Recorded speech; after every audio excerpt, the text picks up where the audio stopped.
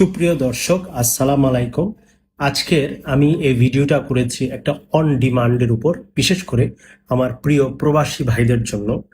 এই প্রবাসী ভাইরা যারা বিদেশে থাকেন এবং যারা বাংলাদেশে একটা হোম লোন বা গৃহ ঋণ নিতে চান, তাদের জন্য এই ভিডিওটা। তো আমার প্রিয় প্রবাসী ভাই ও বোনেরা, আপনারা সিট টাইট, সঠিকভাবে বসেন, কাগজ কলম নিয়ে বসেন। আমি আস্তে আস্তে বলবো যে কিভাবে আপনারা পুরা প্রসেসটা বা লোন করতে পারবেন। প্রসঙ্গত বলে রাখি যে ভিডিওটা লম্বা হবে। যারা আমার প্রিয় প্রবাসী ভাই বোনেরা আছেন তারা ভিডিওটা দেখতে পারেন, আর যাদের লোনের প্রয়োজন নাই এবং প্রবাসী ভাই বোন নাই তারা ইচ্ছা চাইলে স্কিপ করতে পারেন। তাহলে শুরু করা যায়। প্রথমে, একটা প্রবাসী ভাই বোন লোন নেওয়ার ক্ষেত্রে তার কি কি যোগ্যতা। প্রথম হচ্ছে প্রাথমিক যোগ্যতা যাচাই। আপনার কি কি যোগ্যতা থাকা লাগবে লোন নেওয়ার জন্য। নাম্বার 1, বয়স। সাধারণত 21 থেকে 65 বছর, অর্থাৎ লোন শেষ হওয়ার সময় 65 বছরের বেশি হয় না। সাধারণত 21 থেকে 65 বছরের মধ্যে আপনার লোনের সময়টা থাকতে হবে। অর্থাৎ আপনি যত কম বয়সী হবেন তত ভালো, বেশি বয়সী হলেও সমস্যা নাই। দ্বিতীয় হচ্ছে আয়। ব্যাংক ভেদে এই আয়টা বিভিন্ন হয়, তবে আপনি যদি প্রবাসে 1000 মার্কিন ডলার ইনকাম করতে পারেন কমপক্ষে, তাহলে লোন পাওয়াটা একটু সহজ হয়। আর 1000 মার্কিন ডলার উপরে পেলে তো আরো বেশি, মাশাল্লাহ, তাহলে তো কোনো কথাই নেই। তৃতীয়ত, কাজের অভিজ্ঞতা। বিদেশে বর্তমানে চাকরিতে অন্তত 1 বছর, মোট অন্তত 2 বছরের কাজের অভিজ্ঞতা আপনার থাকতে হবে।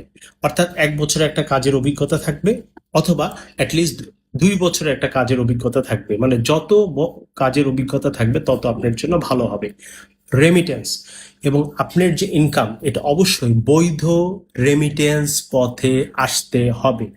আমি এই কথাটা একটু পজ দিয়ে বললাম যে বৈধ রেমিটেন্স পথে আসতে হবে। লোন পাওয়ার জন্য বৈধ পথে ব্যাংকিং চ্যানেল বাংলাদেশে টাকা পাঠানোর রেকর্ড থাকতে হবে। এটা হচ্ছে ইম্পর্টেন্ট, কারণ ব্যাংক যখন আপনার ইনকাম জাস্টিফাই করবে তখন কিন্তু সে স্টেটমেন্টটা চেক দিবে। আপনি যদি বলেন যে আপনার 1000 মার্কিন ডলার বেতন, আপনি তার 50% বাংলাদেশে পাঠান বা 60% বাংলাদেশে পাঠান, তার অবশ্যই বৈধ চ্যানেলে পাঠান কিনা তা কিন্তু ব্যাংক যাচাই বাছাই করবে। যদি বৈধ পথে না পাঠান তাহলে কিন্তু এটা ব্যাংকের জন্য, এই যে আপনি ইনকাম করেন, এটা প্রুফ করা কষ্টসাধ্য হয়ে যাবে।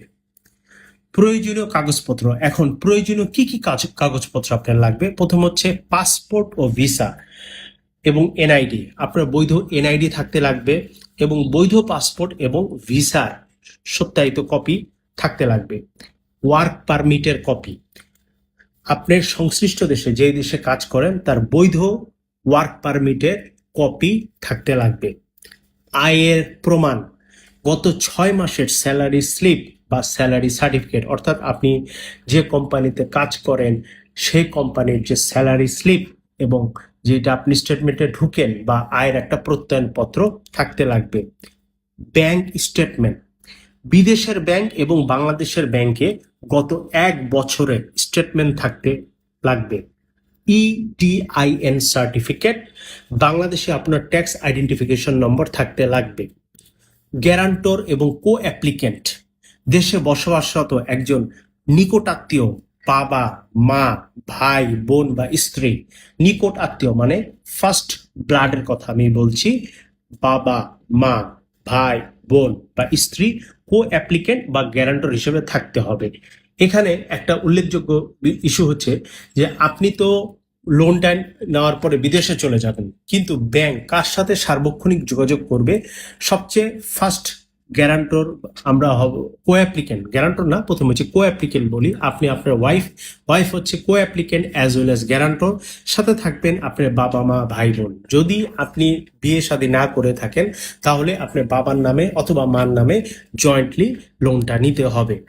এখন আসেন, এই তো গেল কাগজপত্র, যে আপনারা বুঝলেন যে আপনারা যোগ্যতা অর্জন করলেন। এখন ব্যাংকে কি করবেন, যে প্রপার্টি নির্বাচন ও আইনি যাচাই। অর্থাৎ আপনি যে জমির উপর বিল্ডিংটা করবেন সে জমির সিএস থেকে শুরু করে সিএস, আরএস, বিএস, একদম লেটেস্ট জরিপ পর্যন্ত যত জরিপ আছে সমস্ত জরিপের এবং খাজনা খারিজ, আরএস মিউটেশন, তারপর রাজুক অনুমোদন, প্ল্যান পাস, বা যদি পৌরসভা হয় পৌরসভার অনুমোদন, সব কিছু আপ টু ডেট বা ক্লিয়ার থাকতে হবে।